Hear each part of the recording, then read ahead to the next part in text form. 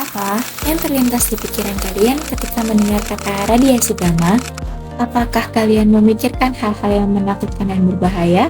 Atau mungkin sesuatu yang jauh dari kehidupan sehari-hari? Padahal, radiasi gamma juga memiliki banyak manfaat loh teman-teman.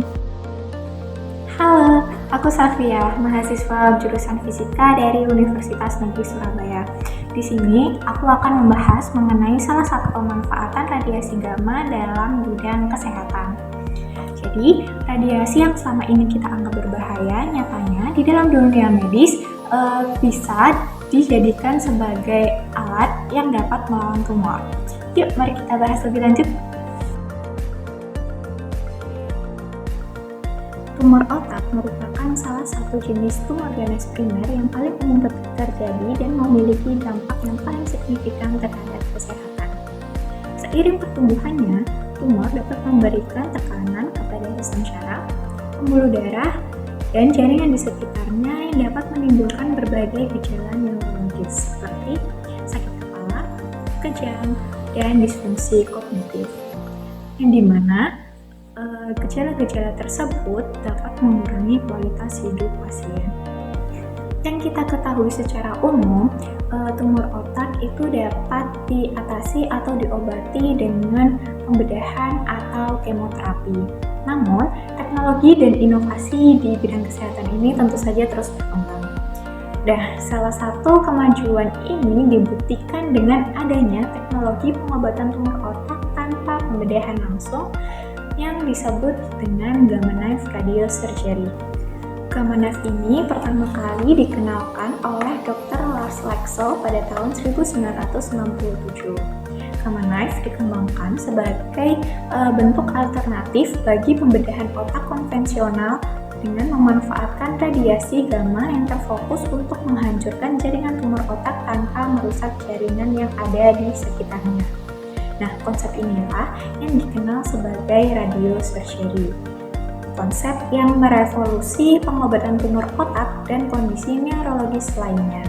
Gamma knife telah digunakan secara sukses untuk mengobati lebih dari 300.000 pasien di seluruh dunia di pusat-pusat perawatan kanker terkemuka seperti Mayo Clinic, Johns Hopkins, dan UCSF.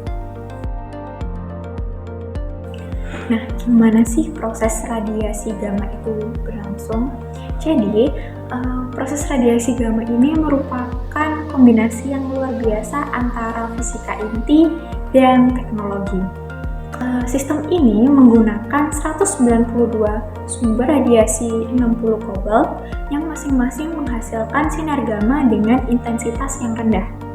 Secara individual, sinar-sinar ini tidak berbahaya bagi jaringan otak yang dilaluinya.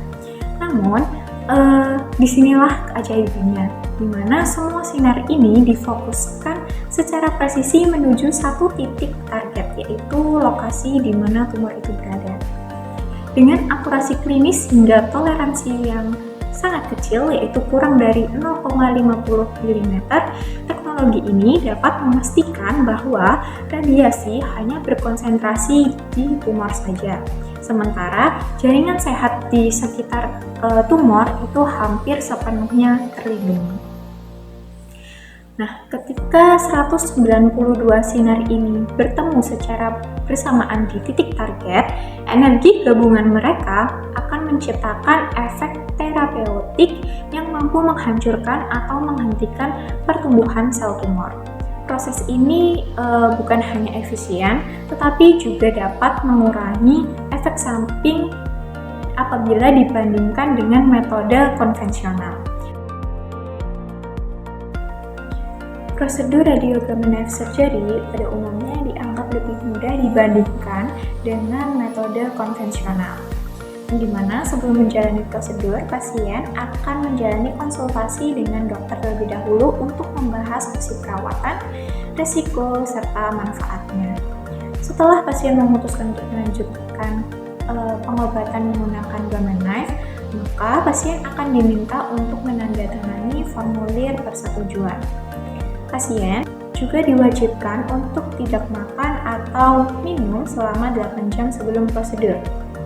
Nah, selama prosedur berlangsung, Bingkai kepala akan dipasang untuk memastikan bahwa sinar radiasi diarahkan dengan tepat ke area yang ditargetkan atau di mana lokasi tumor itu berada.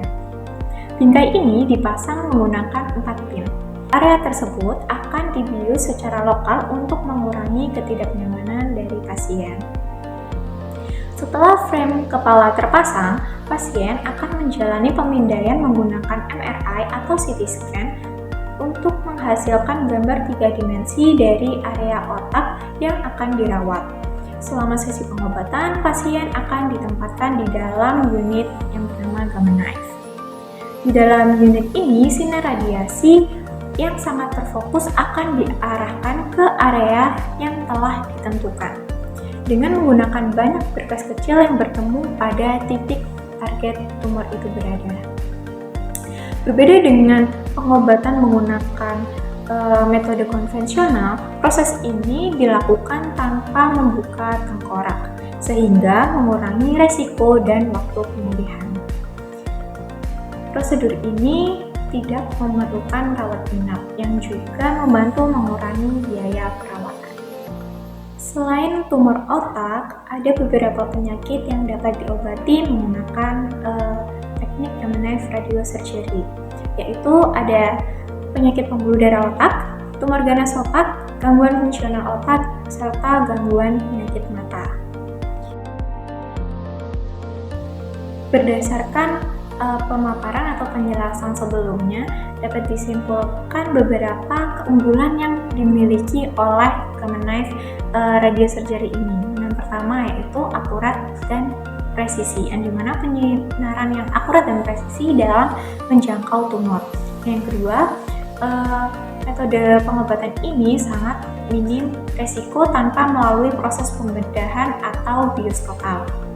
Dan yang ketiga, pasien dapat beraktivitas seperti biasa dalam waktu yang singkat, atau dengan kata lain, pasca pemulihan dari pengobatan Gamma Knife ini bisa dikatakan cepat. Dan yang terakhir, metode Gamma Knife Radiosurgery ini aman diterapkan kepada pasien dengan usia lanjut.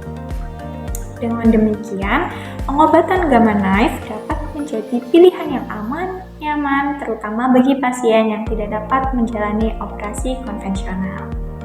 Sekian pemaparan mengenai pemanfaatan radiasi gamma sebagai revolusi pengobatan tumor otak yang dapat saya sampaikan. Semoga apa yang ada di dalam video ini dapat bermanfaat bagi kita semua. See you!